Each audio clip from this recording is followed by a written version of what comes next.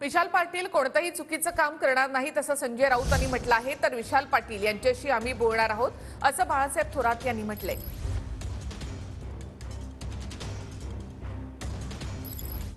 लोकशाही आहे, लोकशाही आहे। लोकशाहीमध्ये या देशात कोणी निवडणुका लढू शकतो। विशाल पाटील हे माझ्या माहितीप्रमाणे काँग्रेसचे कार्यकर्ते आहेत, काँग्रेसचे उपाध्यक्ष आहेत, वसंतदादा पाटलांचे नातू आहेत, ज्यांनी कधीच काँग्रेसची बेईमानी केली नव्हती। उमेदवारी हा वेगळा विषय आणि मला असं वाटतं की ती जी परंपरा आहे काँग्रेसची, त्या परंपरेला तोडून ते कुठे काही वेगळी भूमिका घेणार नाही। विशाल पाटील हे एक चांगले कार्यकर्ते आहेत।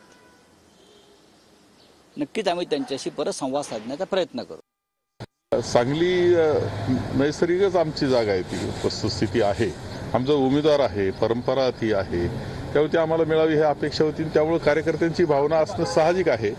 परत त्या पद्धतीनं संयमानं कार्यकर्त्यांनी राहून महाविकास आघाडीशी संलग्न काही गोष्टी कराव्यात। अजूनही विशाल पाटलांशी आम्ही बोलू। काँग्रेस काही गोष्टी आज गरज आहे, देशाला गरज आहे लोकशाही करता, राज्यघटना वाचवण्याकरता, आणि भारतीय जनता पक्षाचं जे असं क्रूर अशा पद्धतीचं सरकार आज दुर्दैवानं देशावर आलेलं आहे, ते घालवण्याची गरज म्हणून काही ठिकाणी काँग्रेसनं अशा थोड्या तडजोडी कराव्या लागलेल्या आहेत।